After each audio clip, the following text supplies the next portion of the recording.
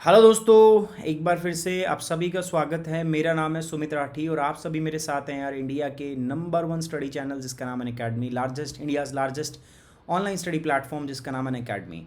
And guys, today we are here once again for the current affair session. हम पूरे मार्च को current affair के माध्यम से कवर कर रहे हैं दोस्तों। What we are trying to do with the help of this session, हम यहाँ पर क्या कर रहे हैं दोस्तों, जो पूरा मार्च का मंथ है मेरा, उसको मैं MCQ यानी कि मल्टीपल चॉइस क्वेश्चन के फॉर्मेट में मैं उसको पूरा कवर करने का कोशिश यहाँ पे कर रहा हूँ। ठीक है, so basically this is a current affair test. ये मार्च का है दोस्तों एंड सेकंड सेशन है हमारा अनअकैडमी ऐप के ऊपर। याद रखिएगा, मेरा नाम है सुमित कुमार, मैंने चेंज कर दिया है।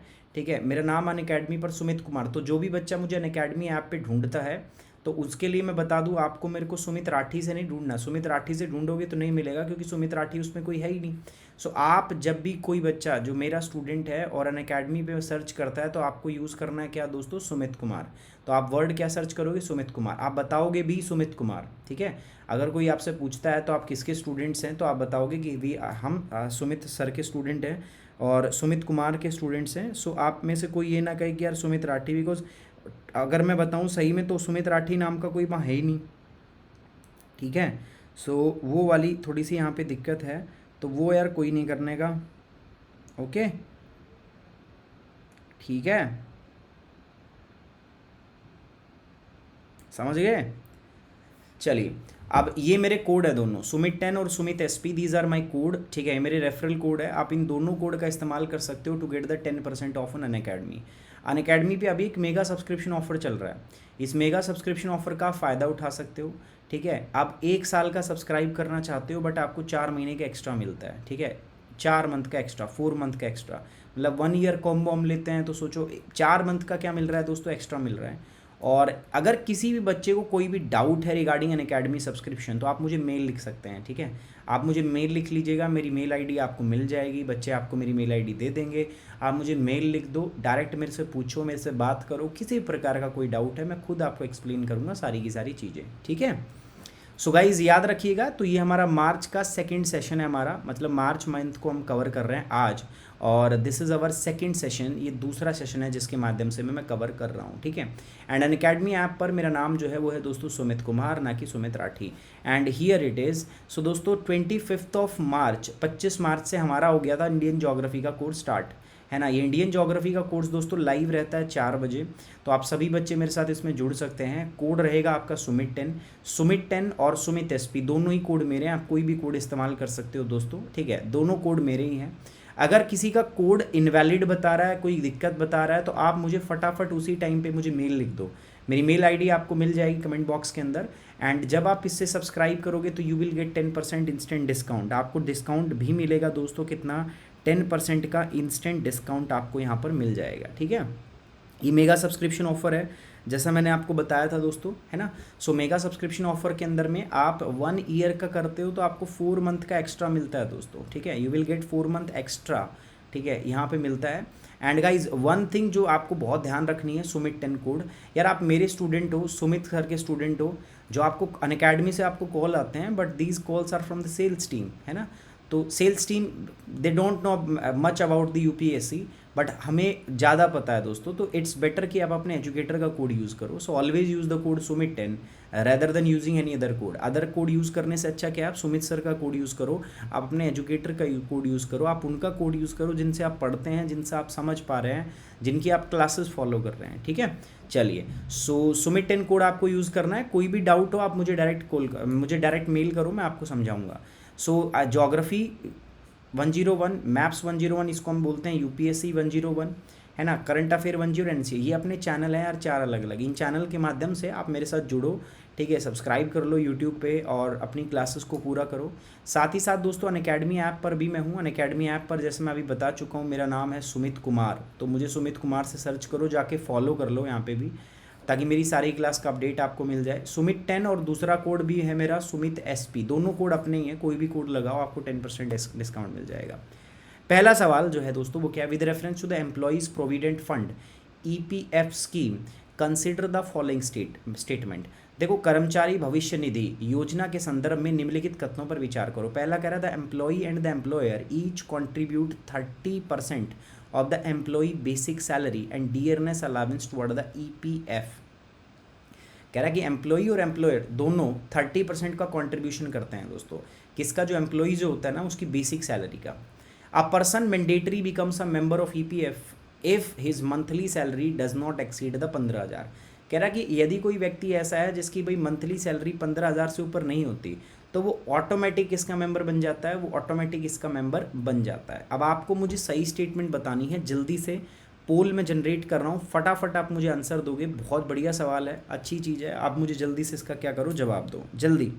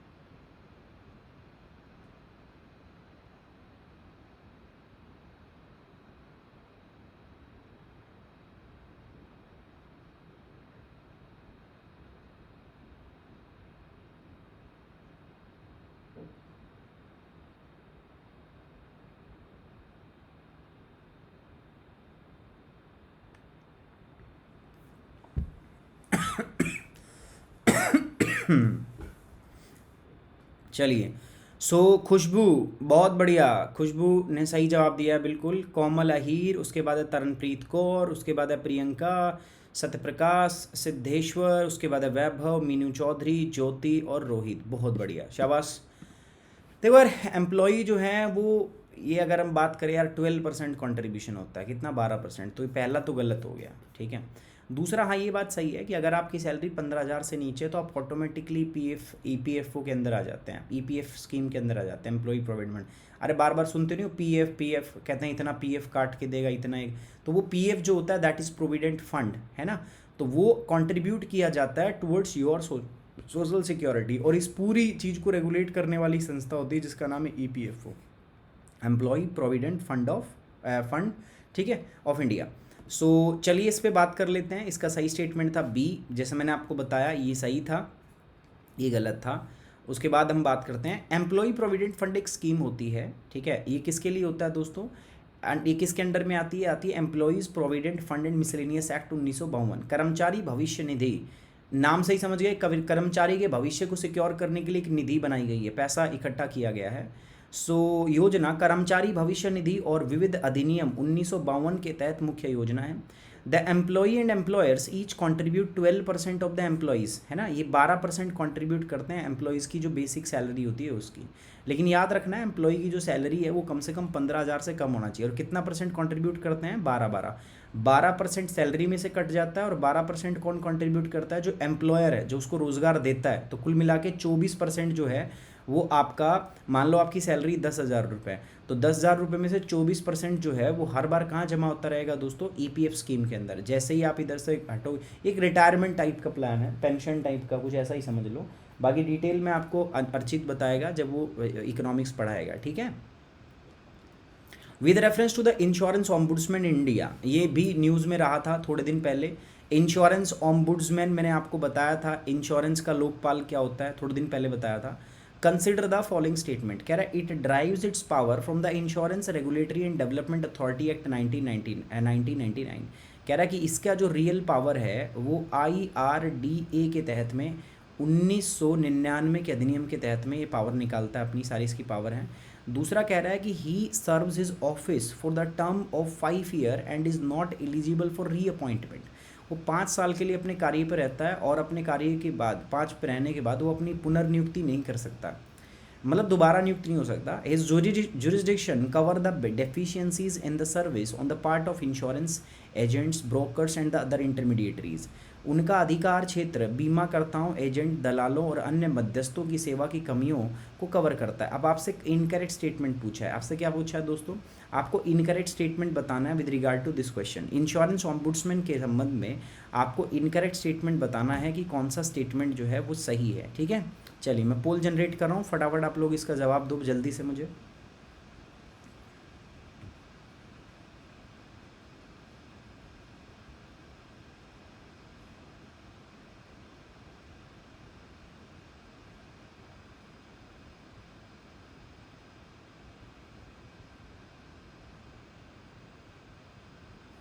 आपको बताना है ये क्या। अब मैंने न्यूज़ भी कराई हुई है, पता, मैं न्यूज़ भी कोट कर सकता हूँ, मेरे को अभी भी याद है,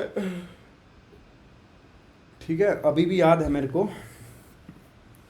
तो कोमल अहीर, उसके बाद है वैभव कतियार, उसके बाद है ज्योति जोशी, उसके बाद है सत्यप्रकाश, उसके बाद है आयुष मेहता, उसके बाद है ज्ञाना वत्स, उसके बाद से मीनू चौधरी, नरेन शर्मा, उसके बाद है राम कुमार और केजे। मेरे को अभी भी याद है, ठीक है, इसके बारे में अभी भी याद है मेरे को। भारत सरकार ने अभी हाल ही के अंदर में क्या किया था, रिसेंटली इंडियन गवर्नमेंट ने अभी क्या किया था, जो इंश्योरेंस ऑम्बुड्समैन एक्ट है इसमें संशोधन किया था। संशोधन क्यों किया था, क्योंकि जो इंश्योरेंस ब्रोकर हैं, ठीक है, जो दलाल हैं बीच के अंदर, इंटरमीडिएटरीज हैं, वो चाहता था कि वो भी इसी के अंडर में आए, इंश्योरेंस ऑम्बुड्समैन के अंदर आए, मतलब आप अपनी कंप्लेंट इनके खिलाफ भी कर सकते हो, ठीक है। तो अभी अभी इसमें रिसेंटली हाल ही में इसमें संशोधन हुआ है, तो इसीलिए ये चीज़ न्यूज़ में थी। तो ये तो बात तो सही है, मुझे पता है, क्योंकि ये करंट अफेयर की स्टेटमेंट है, ठीक है। अब ये दो स्टेटमेंट, ये आता है फैक्चुअल। देखो मैं बता दूं कि इसको पावर तो आईआरडी एक्ट से मिलती है, आईआरडी एक्ट 1999 से ही इसको पावर मिलती है, बट ये कह रहा है कि इसका टर्म 5 साल का। भाई 5 साल का नहीं, पहली बात तो 3 साल का है। फिर ये कह रहा है कि is not eligible, he is eligible for reappointment, दोबारा रीअपॉइंटमेंट हो सकता है, परंतु मान के चलो रीअपॉइंटमेंट 70 साल के बाद नहीं हो सकता। मान लो बुढ़ाऊ हो रखा है, वो 70 साल का हो रखा है, ठीक है, मतलब फिर उसके बाद में उसका रीअपॉइंटमेंट नहीं हो पाएगा। समझ में आ रही बात। तो ये चीज़ है जो आपको ध्यान देना है। इसीलिए कौन सा स्टेटमेंट गलत हो गया इसमें, इनकरेक्ट स्टेटमेंट कौन सा है, दूसरा। सो सेकंड इज इनकरेक्ट, बाकी सब क्या है दोस्तों, करेक्ट है, ठीक है। अच्छा, कोई भी बच्चा, मैंने बार बार बता रहा हूँ, आज मेगा सब्सक्रिप्शन की लास्ट डेट है 31 मार्च।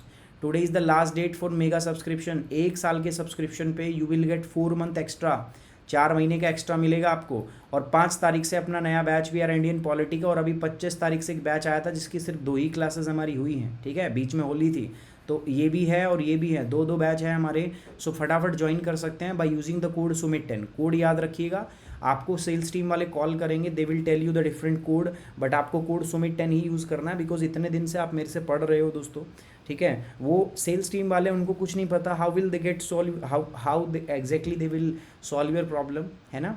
सो ultimately educator will help you, so always use the code सुमित10। चलिए, so consider the following exercise. Desert flag के बारे में है दोस्तों, तो ये हमने कर लिया था, बट ठीक है, लास्ट हमारा क्वेश्चन था वहाँ पे, तो मैंने इसको दोबारा डाल दिया और जल्दी में था, तो जल्दी से इसका आंसर बताइए मुझे क्या होगा। डेजर्ट फ्लैग एक्सरसाइज, देखते हैं कितनी मेमोरी पावर है अभी आपकी, जस्ट अभी किया था।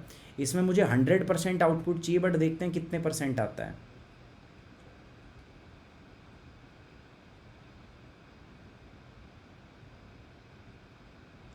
सर मुझे BI नहीं आ रहा, सर मुझे भी नहीं आ रहा सर, डिस्करेज हो रहे हैं। किस चीज़ में डिस्करेज हो रहे हो भाई, क्या नहीं आ रहा बताओ। हाँ भाई,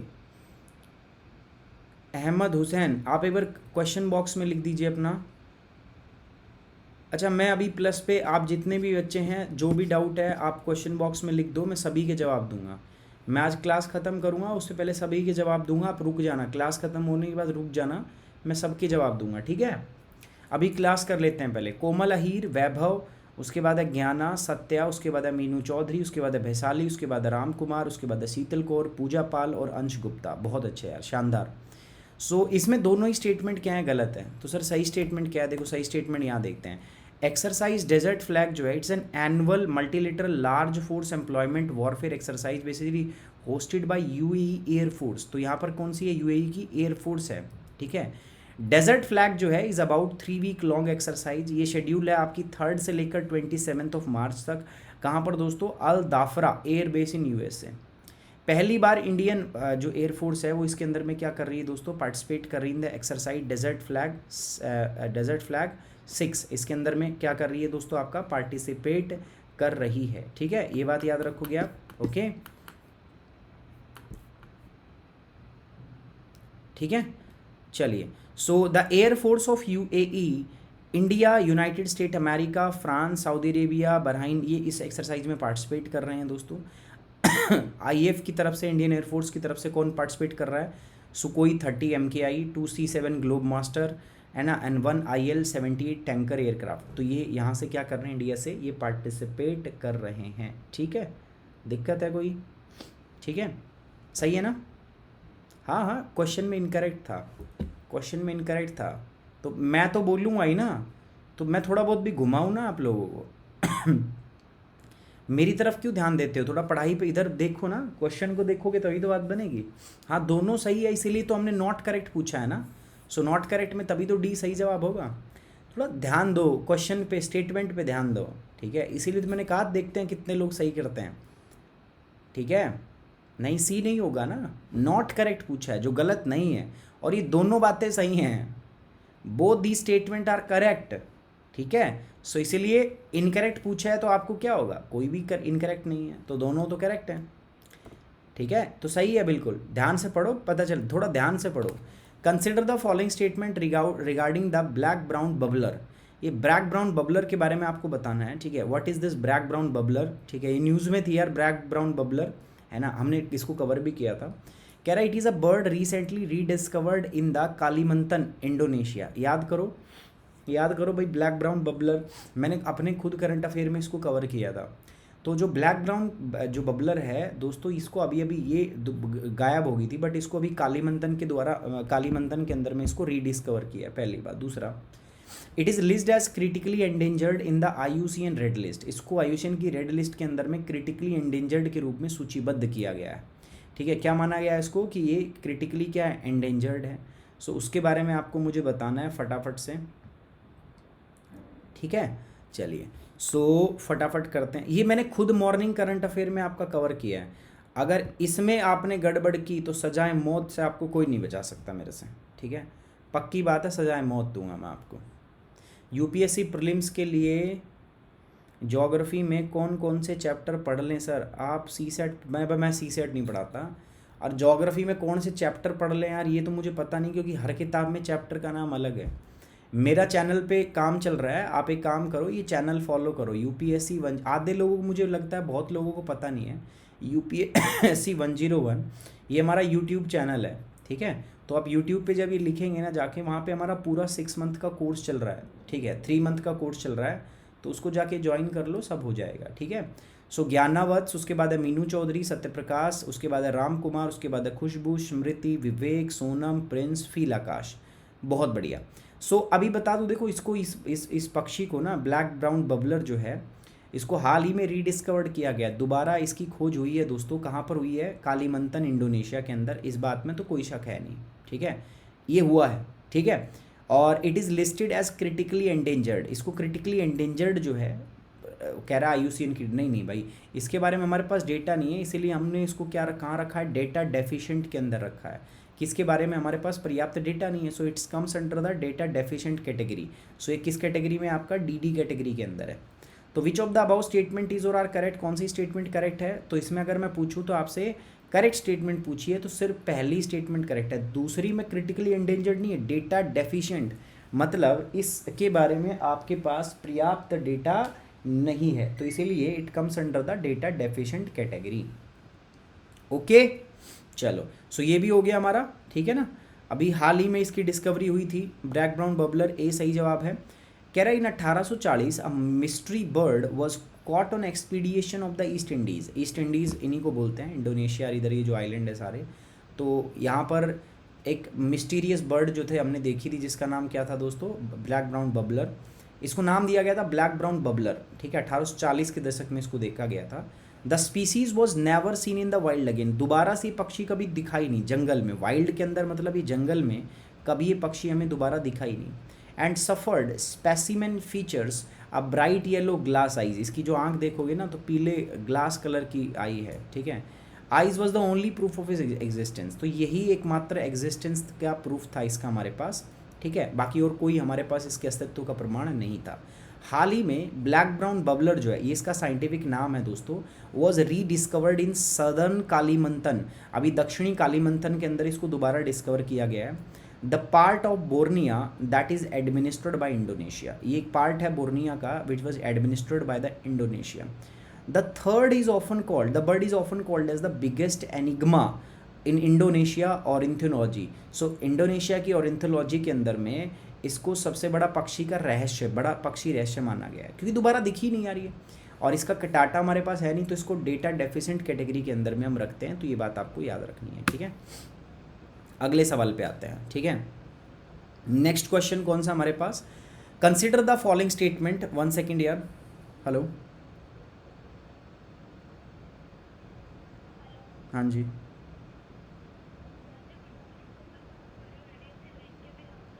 बताइए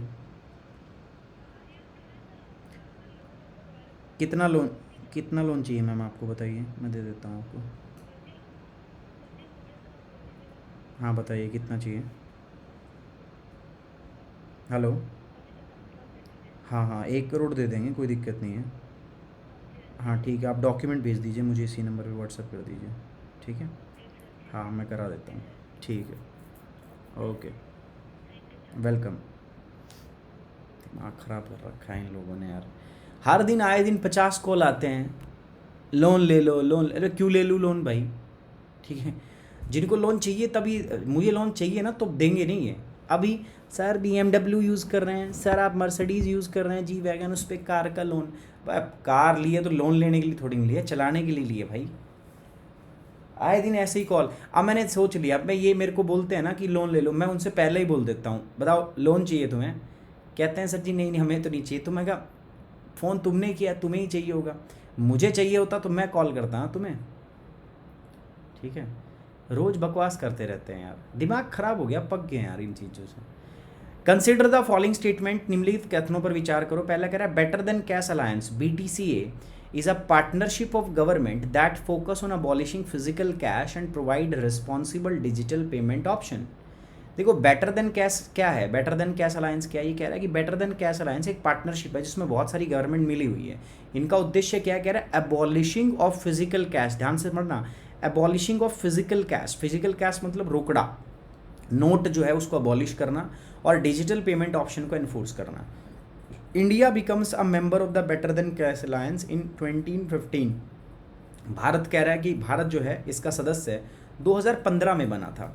मैं करेक्ट स्टेटमेंट पूछ रहा हूँ मित्रों आपसे, करेक्ट स्टेटमेंट आपको बतानी कौन सी करेक्ट है, ठीक है। A, B, C और D में से करेक्ट स्टेटमेंट आप बताओगे।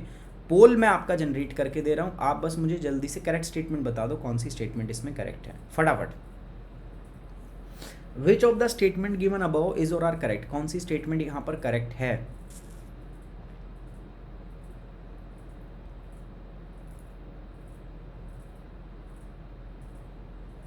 जल्दी बताइएगा।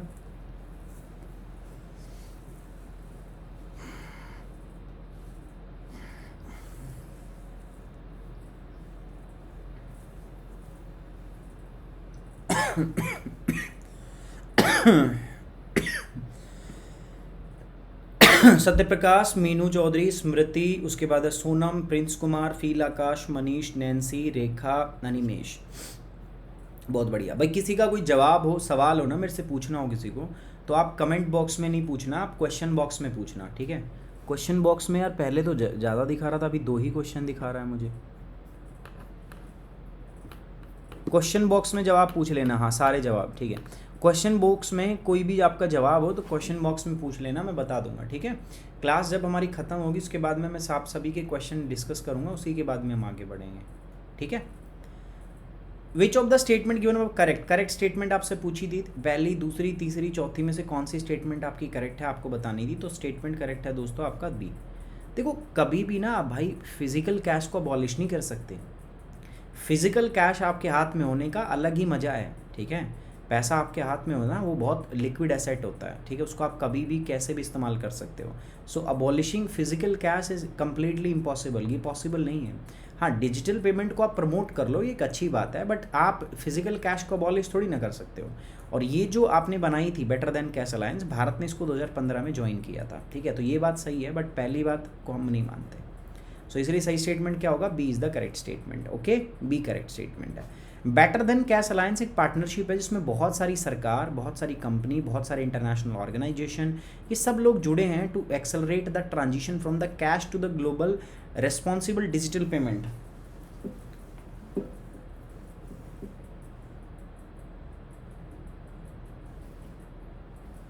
ठीक है, okay, it was launched by the United nation capital development fund, the united strategy agency for international development, Bill and Melinda Gate foundation, Citi group, उसके बाद फूड फाउंडेशन, उसके बाद है ओमनीदार नेटवर्क, ये सब इसके अंदर में इंक्लूड है। ठीक है, ये सारे इसके अंदर इंक्लूड है। ये इसका हेड ऑफिस कहाँ है, यूनाइटेड नेशन के अंदर, इसको 2012 में क्रिएट किया गया था। ठीक है, भारत भी जो है वो इसका क्या है, सदस्य है। अब इसमें 75 देश हैं, कितने हैं दोस्तों, 75 देश। इन देश का काम क्या है, डिजिटल पेमेंट को प्रमोट करना। Member do not want to abolish the physical cash, ये बात ध्यान रखना, फिजिकल कैश को भाई तुम कभी अबॉलिश कर ही नहीं सकते। आज भले ही आप पेटीएम, ये टीएम, वो टीएम यूज़ करते हो, बट फिर भी कैश की अपनी अलग ज़रूरत है। कैश आप लेके चलते हो, जेब में नहीं रख चलते, बताओ। ठीक है, भारत इसका मेंबर कब बना था, 2015 के अंदर। ठीक है, और प्रधानमंत्री ने भी दुनिया का सबसे बड़ा लार्जेस्ट फाइनेंशियल इंक्लूजन प्रोग्राम चलाया था, प्रधानमंत्री जन धन योजना।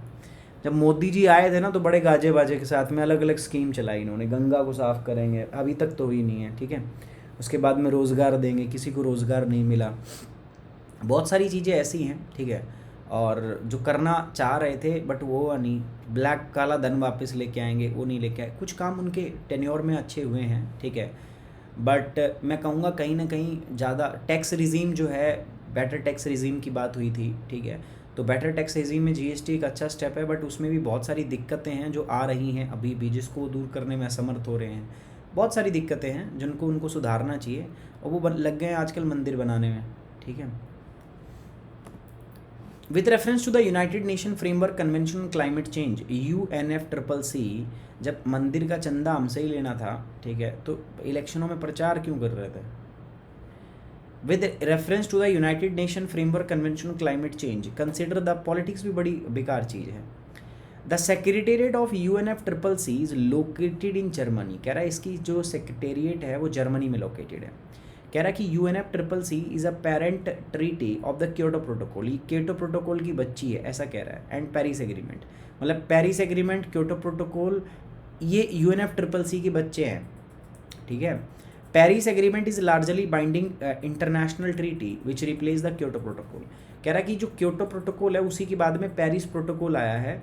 जो पेरिस प्रोटोकॉल है वो सभी मेंबर नेशंस पर क्या है दोस्तों, वो बाध्य है, उनके ऊपर इम्पोज्ड है वो, है ना। क्योटो प्रोटोकॉल एक लीगली बाइंडिंग एग्रीमेंट नहीं था दोस्तों, वो आपकी इच्छा पर था, but this Paris agreement is a legally binding instrument, ये बाइंडिंग इंस्ट्रूमेंट है। तो आपको सही स्टेटमेंट मुझे बतानी है, कौन सी स्टेटमेंट करेक्ट है, तो जल्दी से आप बता दो बिना समय गवाए, कौन सा स्टेटमेंट यहाँ पर करेक्ट है, जल्दी से। जो सही जवाब तो खुशबू ने दे भी दिया है, सबसे जल्दी खुशबू ने जवाब दिया है, बहुत अच्छे, शब्बास खुशबू, शब्बास। साई संतोषी, कोमल, सत्या, बहुत बढ़िया यार, सारे पुराने बच्चे हैं आज इस क्वेश्चन में।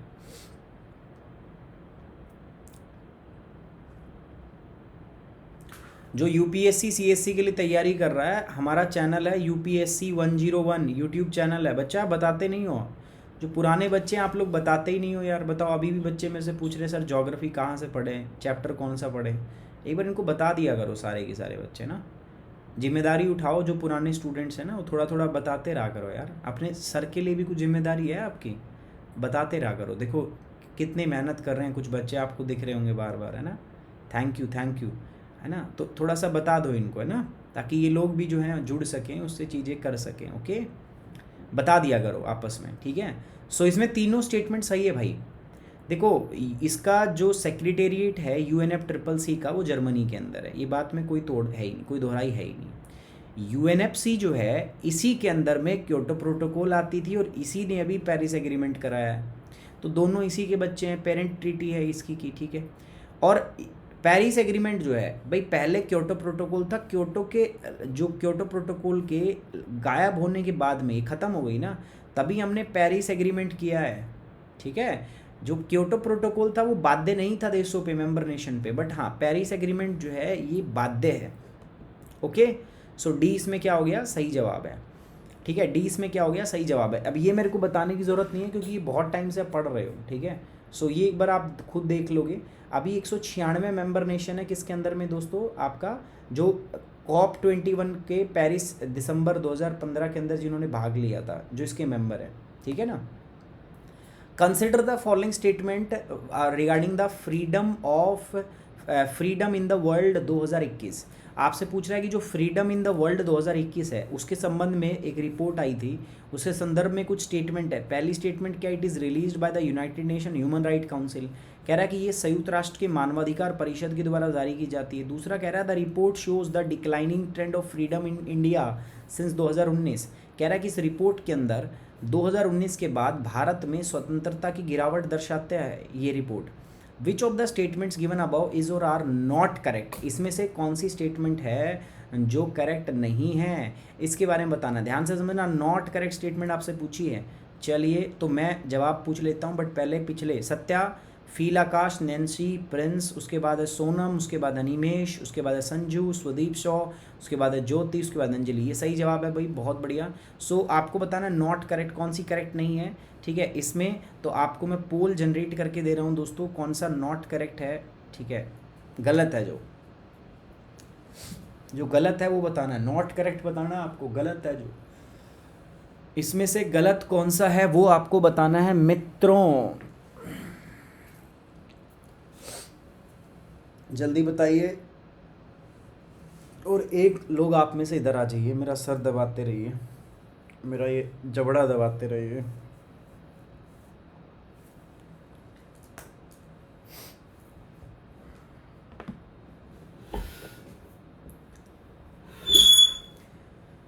चलिए,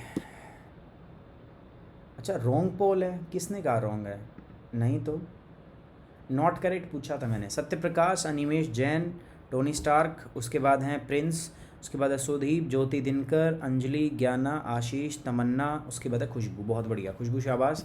चलिए सो बढ़ते हैं आगे। सो इसमें देखिए ह्यूमन राइट काउंसिल UNHRC इसको नहीं किया, ठीक है। सो ये किसने लागू किया देख लो, तो US के अंदर में एक human right watchdog freedom house है, ठीक है। तो ये UNHRC ने नहीं किया भाई, United nation human right council ने नहीं किया, ये किसने किया था, USA के अंदर में है कोई संस्था फ्रीडम हाउस करके, वॉचडॉग फ्रीडम हाउस करके, ठीक है ना। सरकार इसको फंड देती है, US की गवर्नमेंट इसको फंड देती है, उस पैसे का इस्तेमाल करती है ये, और ये इंडेक्स जारी करती है। ये क्या कर रही है दोस्तों, ये 1941 से ही अलग अलग देशों में, जिन देशों में डेमोक्रेसी है, जिनमें लोकतंत्र है ना, उनको ये क्या करती है, उनको इंडेक्स के अंदर में उनको रैंकिंग देती है। तो the freedom of world report is published by USA based human right watchdog freedom house which is largely funded through the USA government grant has been tracking the course of democracy since 1941, ठीक है। Countries इसके अंदर 3 category में declare की जाती है, free जिसमें बहुत ज़्यादा फ्रीडम हो, पार्टली फ्री जिसके अंदर फ्रीडम कम हो, और नॉट फ्री जिसके अंदर में देश को मतलब कोई मुक्त वो ही ना हो, ठीक है, फ्रीडम हो ही ना। तो 3 भागों में इसको क्या किया जाता है, कैटेगराइज किया जाता है। Pointing to a decline in the global democracy, अब इसमें अगर हम बात करें तो ये ग्लोबल डेमोक्रेसी की तरफ ये पॉइंट कर रही है कि ग्लोबल डेमोक्रेसी क्या हो रही है, डिक्रीज हो रही है। So it is basically pointing to a decline in the global democracy over the last 15 years, पिछले 15 साल से ऐसा हो रहा है। The freedom in the world 2021 report said the nearly 75% of the world population live in the country that face deteriorations over the last year. इसका मानना क्या है कि 75% दुनिया की जनसंख्या ऐसे इलाकों में रह रही है जिसमें पिछले साल में जो डेमोक्रेसी होती है, लोकतंत्र की वैल्यूज़ में जो मूल्य है, जो आधार है, उसमें गिरावट आई है। ये बात यहाँ पे की जा रही है, ठीक है। तो ये आपको समझना है। कह रहा कि the most free country in the world with the score 100 are Finland. सबसे अच्छी कंट्रीज़ कौन सी है जिनका स्कोर 100 है, मतलब टोटली फ्री कंट्री है।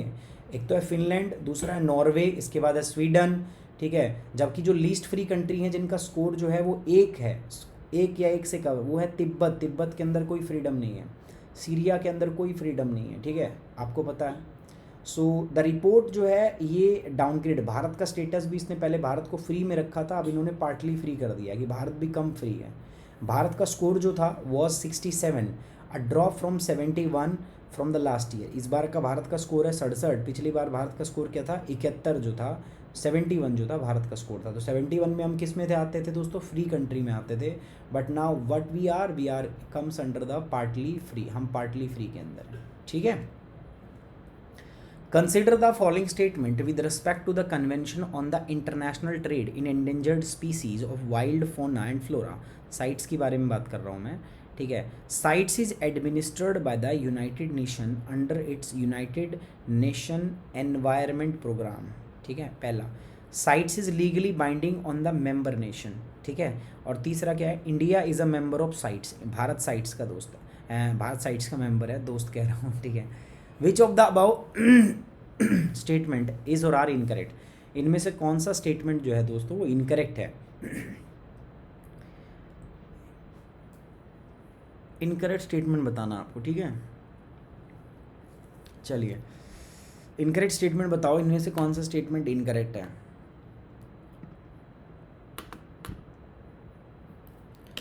जिसको पता होगा उसको पता है, मतलब 1 सेकंड भी टाइम नहीं लगेगा इसमें। जैसे साई संतोषी ने लेस देन 1 सेकंड का टाइम लगाया इसमें, बहुत सही साई, शाबाश। Consider the following statement with respect to the convention on international trade in endangered species of wild fauna and flora CITES. Incorrect पूछा गया आपसे, आपसे पूछा गया इनकरेक्ट कौन सा, इनकरेक्ट आपको बताना है।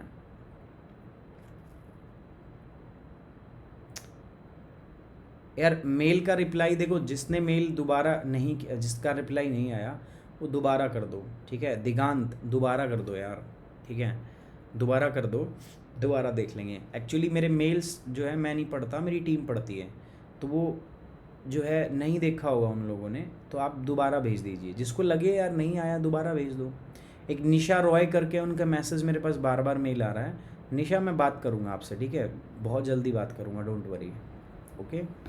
इनकरेक्ट कौन सा है इसमें ये आपको बताना। तो भाई साहब इसमें तो कोई भी इनकरेक्ट नहीं है, सारे के सारे करेक्ट हैं। सत्या को पता थी ये बात, प्रिंस को भी पता थी ये बात, सुदीप भी जानता था, अंजलि भी जानती थी, ज्योति भी जानती थी, तमन्ना भी जानती थी, नैन्सी भी जानती थी, फील आकाश भी। अच्छा जो हमारे प्लस वाले स्टूडेंट हैं उनके लिए कुछ बहुत धांसू प्लान कर रहा हूँ आखिरी के 1 महीने में, ठीक है। अब लास्ट 1 मंथ बचेगा आपका, बस मैं इतना कहना चाहूँगा कि आप रिवाइज करके रहो तैयार। लास्ट 1 मंथ तक अपना सिलेबस जो है ऑलमोस्ट फिनिश करके तैयार होके बैठ जाना, ठीक है। जो बहुत टाइम से प्लस पे हमारे साथ जुड़े हुए हैं, जो 2021 को टारगेट कर रहे हैं, 22 वाले बच्चों के लिए नहीं कह रहा, 22 वाले बच्चों का अगले साल नंबर आएगा, ठीक है। तो बहुत ज़बरदस्त कुछ प्लान किया आपके लिए, बस ये मत पूछो, ये आपको यहाँ नहीं बता सकता मैं, ठीक है। बहुत ज़बरदस्त प्लान किया है, ठीक है। जो बच्चा इनका फ़ायदा उठा पाएगा ना इस चीज़ का, ठीक है, मतलब गारंटीड वो बच्चा क्लियर करेगा प्रीलिम्स, गारंटीड प्रीलिम्स क्लियर करेगा, मैं गारंटी दे रहा हूँ। लेकिन लास्ट 1 महीने कंडीशन क्या है, जो बच्चे 2021 में अपीयर होना चाह रहे हैं, लास्ट का 1 मंथ पहले वो सिलेबस अपने फिनिश कर चुके हों, ठीक है। ज़बरदस्त प्लान कर रहा हूँ, ठीक है, बहुत ज़बरदस्त। चलिए सो साइट्स जो है it is administered by united nation under its United nation environment programme UNEP। तो बिल्कुल सही बात है, यूनाइटेड नेशन एनवायरनमेंट प्रोग्राम के अंडर ही होता है, सही है। साइट्स जो है लीगली बाइंडिंग है ऑन द मेंबर नेशन, जो मेंबर नेशन है, सदस्य देश है, उनके ऊपर एक लीगली बाइंडिंग है ये, ठीक है। तो ये जो है ये भी सही है, भारत इसका मेंबर है, ये भी सही है। तो तीनों स्टेटमेंट सही है इस केस में, तो इनकरेक्ट का तो मतलब ही नहीं बनता भाई। देयर इज एक भी स्टेटमेंट ऐसी नहीं है जो इनकरेक्ट है यहाँ पे, तो डी इसका क्या हो गया, सही जवाब। So D is the correct answer. So CITES जो है ये यूनाइटेड नेशन के द्वारा एडमिनिस्ट्रेड की जाती है under united nation environment programme, UNEP के अंडर में इसको एडमिनिस्ट्रेड किया जाता है। साइट्स जो है वो लीगली बाइंडिंग है किस पे दोस्तों, आपका मेंबर नेशन, जो सदस्य राष्ट्र हैं, देश हैं, उनके ऊपर बाध्य है ये। India is a member of CITES, Bharat भी इसका एक मेंबर है। तो तीनों बातें सही हैं, गलत कौन सा है इसमें, कोई भी गलत नहीं है, ठीक है। Consider the following statement with respect to the national population register. यार NPR ये बहुत दिनों से न्यूज़ में है, ठीक है, बहुत टाइम से न्यूज़ में है, तो आपको इसके बारे में बताना है मुझे सही स्टेटमेंट क्या है। So consider the following statement with respect to the national population register, है ना। आपको मुझे नेशनल पॉपुलेशन रजिस्टर के बारे में बताना है। पहला, it is a resistor of usual resident of the country, ये देश के सामान्य निवासियों का एक रजिस्टर है, पहली बात। दूसरा, अ usual resident is a person who has resided in a local area for the past 6 months or more, or a person who intended to resides in that area for the past 6 months or more। ये एक सामान्य निवासी जो भारत में रहता है, जो पिछले 6 महीने से या अधिक समय से स्थानीय क्षेत्र में रहता है, मतलब एक इलाके में निवास कर रहा है, या एक व्यक्ति जो अगले 6 महीने तक उस क्षेत्र में रहने वाला है, उसका इरादा रखता है। It is a part of government citizenship enumeration drive, कह रहा है ये सरकार की जो नागरिकता गणना अभियान है उसका एक हिस्सा है। अब आप मुझे करेक्ट स्टेटमेंट बताओ यार। दोस्तों देखो, बार बार हो चुकी है बात, एनपीआर में और एनआरसी में बहुत, मतलब ये बच्चे कंफ्यूज हो रहे थे, तो मैंने बताया भी था, मैंने पढ़ाया भी था इस चीज़ को, बहुत बार मैं इस टॉपिक पे बात कर चुका हूँ। बस आपको अब सही डिसीजन लेना है कि कौन सा स्टेटमेंट यहाँ पर क्या है दोस्तों करेक्ट है, ठीक है। सो पहला है, दूसरा है, तीसरा है, चौथा है, कौन सा स्टेटमेंट यहाँ पे करेक्ट है वो आपको मुझे यहाँ पर बताना है, ठीक है, with regarding to the NPR. One more thing दोस्तों, जो मैं बार बार आपसे बताता हूँ यार, कोई भी आपको कॉल करके कहे कि ये कोड यूज़ करो, वो कोड यूज़ करो, तो मत करो, ठीक है। ऑलवेज रिमेंबर कि आपको जो पढ़ाते हैं, ठीक है, they are working with you very hard, बहुत मेहनत कर रहे हैं। सेल्स टीम वाले एक बार बताएंगे, उसके बाद में उनको नहीं पता कि आप कौन है और वो कौन है, क्योंकि वो भी बदलते रहते हैं ना। सो आपका एजुकेटर जो है वो यहाँ पर लंबे समय के लिए रहता है, तो इसीलिए मैं आपसे कह रहा हूँ दोस्तों, always use the code Sumit 10 code का आपको यूज़ करना है, सो दैट आप मेरे साथ एक लंबे समय तक कनेक्ट हो पाओ और मैं आपको पर्सनली गाइड कर पाऊँ, ठीक है, आपके पास मेरा एक्सेस रहे, आपको मैं खुद गाइड, ये तो मैं चाहता हूँ थोड़ा सा आप ऐसा करो। तो इसीलिए सभी बच्चा कोड क्या यूज़ करेगा, सुमित 10। सत्य प्रकाश, उसके बाद है प्रिंस कुमार, उसके बाद है स्वदीप 100, उसके बाद है ज्योति, उसके बाद है हमारे पास अंजलि, बहुत बढ़िया, शाबाश, शानदार। तो इसमें सही जवाब कौन सा है दोस्तों, इसका सही जवाब देखें तो ए इज़ द करेक्ट स्टेटमेंट, मतलब पहला और दूसरा स्टेटमेंट ही करेक्ट है। पहला क्या है, कह रहा है कि हाँ it is a resistor of usual resident of the country, है ना। रेजिडेंट वर्ड है यहाँ पे याद रखना, सिटीजन नहीं है, यहाँ पे वर्ड क्या है, सिटीजन नहीं है, रेजिडेंट। रेजिडेंट का मतलब क्या है, जो भारत में रहते हैं, ठीक है, जो भारत में रहते हैं वो लोग यहाँ पे आएंगे, उन लोगों की गणना, मतलब इसमें सिटीजन के साथ साथ नॉन सिटीजन भी आते हैं, जो बेसिकली हो सकता है भविष्य में भारत के नागरिक बन जाए, वो भी आते हैं इसमें। सो ये एक यूजुअल रजिस्टर है, ठीक है, जो लोग भारत के किसी लोकल एरिया में रह रहे हैं पिछले 6 महीने से, और आगे भविष्य में भी उनकी इच्छा है कि वो 6 महीने और रहेंगे, तो उनको उनको एनुमरेट किया जाता है इसके अंदर में, ठीक है। और it is a part of government citizenship enumeration drive, कह रहा है कि भारत की जनगणना का हिस्सा नहीं है भैया, उसकी जनगणना का हिस्सा ही नहीं है। सो इसके अंदर में कौन सा स्टेटमेंट करेक्ट है दोस्तों, तो 1 and 2 statements, these statements are correct. So सही जवाब क्या होगा, A is the correct statement, ठीक है। तीसरा स्टेटमेंट कह रहा है कि सरकार की जो नागरिक गणना अभियान, जिसमें हम जनगणना करते हैं ना, तो जनगणना तो किसके अंडर में आती है, सेंसस के अंडर में आती है ना भाई। जनगणना किसके अंडर में आती है दोस्तों, जनगणना सेंसस के अंडर में आती है, जनगणना इसके अंदर थोड़ी ना आती है, ठीक है। स्मृति सही रहेगा, आगे बढ़े, ठीक है। तो ये डिटेल में है। तो नेशनल पॉपुलेशन रजिस्टर, ये एक सिटीजनशिप का कोई दिक्कत थोड़ी ना इसमें, ये सिटीजनशिप एनुमरेशन ड्राइव नहीं है, it is not a citizenship enumeration drive. जो जनसंख्या रजिस्टर जो है ये एक नागरिकता अभियान नहीं है भाई, as it is would record the even a foreigner staying in the India, तो इसके अंदर में तो वो लोग भी रिकॉर्ड किए जाते हैं जो विदेशी हैं और भारत में रह रहे हों, ठीक है। It is a resistor of usual resident at the country, भाई ये उन लोगों के लिए जो भारत के सामान्य निवासी, और निवासी के अंदर में फॉरनर भी शामिल है इसमें। यूजुअल रेजिडेंट कौन होता है, एक पर्सन होता है जो किसी लोकल एरिया में पिछले 5-6 महीनों से रह रहा हो, ठीक है, और a person who intended to resides in the area for the next same, मतलब पिछले 6 महीने से रह रहा है और आगे भी वो 6 महीने रहने की इच्छा व्यक्त करता है, वो कह रहा है कि मैं आगे भी भारत में 6 महीने रहना चाहता हूँ, तो वो व्यक्ति इसके अंदर में शामिल होता है, ठीक है।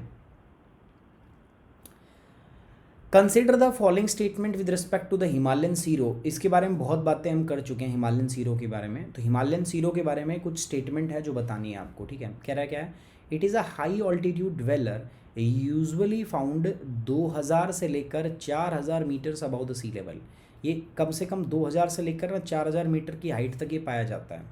It is a got antelope, ये एक बकरी टाइप का मृग है, मैंने बताया था इसमें कई कई वैरायटी होती है।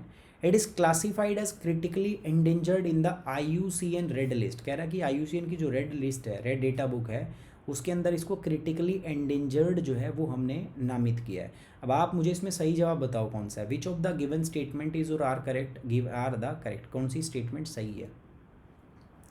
हिमालयन सीरो के बारे में, ठीक है, कई बार मैं आपसे बता चुका हूँ, कई बार मैं आपसे चर्चा कर चुका हूँ, तो हिमालयन सीरो के बारे में आपको यहाँ पे बताना है, ठीक है, कौन सा स्टेटमेंट हिमालयन सीरो के बारे में सही है। ओके,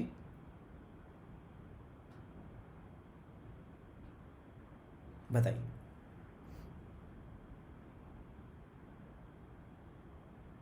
कोई बात नहीं स्मृति, ऐसा होता रहता है, इट्स ओके, कम्प्लीटली फाइन, ऐसा होता रहता है, आप परेशान क्यों हो रही हैं।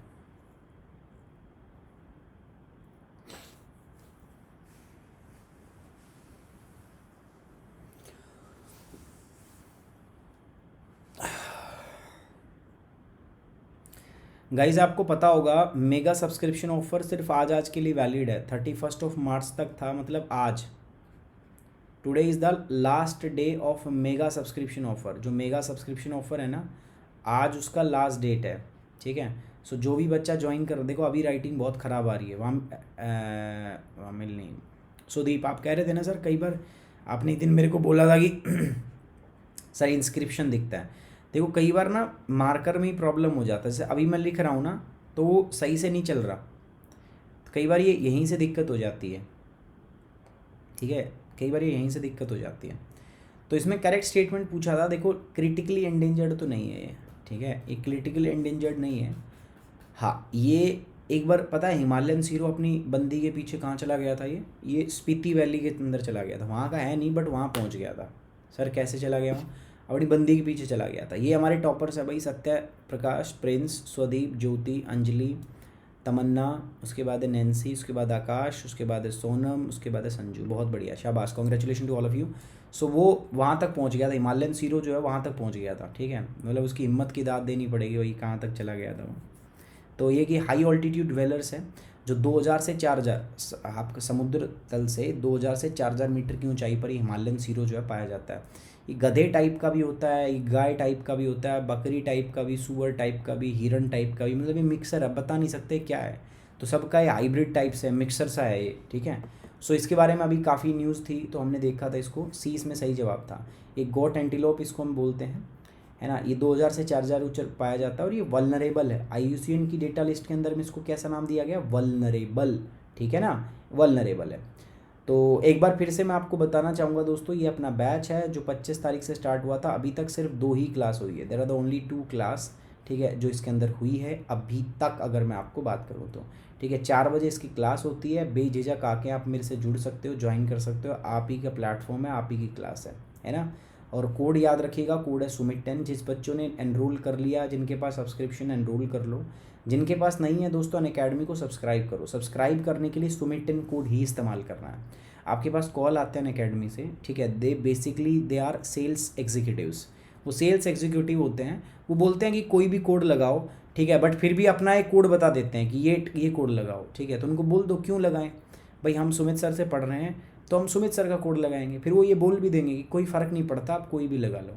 तो जब कोई फ़र्क ही नहीं पड़ता तो आप सुमित 10 कोड ही यूज़ करो। वास्तव में कोई फ़र्क नहीं पड़ता उनके लिए, बट हमारे लिए फ़र्क पड़ता है दोस्तों। हमारा स्टूडेंट है, हम चाहते हैं वो हमारी आइडेंटिटी से यहाँ जाए, ठीक है, इसी के लिए तो इतने दिन से काम करते हैं कि हमारा स्टूडेंट हो। कल को पढ़ाया मैंने, सपोज़ पढ़ाया मैंने और कोई और कह देगा कि नहीं आप इसमें आ जाओ, कोई फ़र्क नहीं पड़ता। फ़र्क पड़ता है भाई, मैंने पढ़ाया, स्टूडेंट ने सिलेक्शन लिया, तो मैं ये तो चाहूँगा ना वो मेरे नाम से रहे। सो इसलिए always use the code Sumit 10। If you are planning to join the Unacademy guys, please use the code Unacademy, please use the code Sumit 10। और अगर आपको कोई डाउट हो तो आप उस केस में मुझे मेल कर सकते हैं, ठीक है, मुझे मेल कर सकते हैं। टेलीग्राम चैनल पे भी आप मेरे से बात कर सकते हैं, बट सबसे अच्छा तरीका है मेल करना, ठीक है। सो आप मेल कर लीजिए। और अभी अनअकैडमी का मेगा सब्सक्रिप्शन ऑफर चल रहा है जिस पे 4 महीने का आपको एक्स्ट्रा भी मिल रहा है, तो बहुत अच्छी चीज़ है। सो ऑलवेज रिमेंबर, चाहे आप प्लस लें चाहे आइकॉनिक ले, ऑलवेज यूज़ दिस कोड, आपको यही कोड इस्तेमाल करना है, सुमित 10, ठीक है। Now on this note we are ending this session. Thank you very much, take care, bye bye, जय हिंद। तो याद रखेंगे मेरा कोड है सुमित 10, ये अपना टेलीग्राम चैनल है ऑफिशियल, आप ज्वाइन कर सकते हो दोस्तों इसको, ठीक है, चलिए। So on this note we are ending this session. बाकी मैं अभी आपके कमेंट्स पढ़ लेता हूँ, क्वेश्चन मैं आपके देख लेता हूँ। ओके।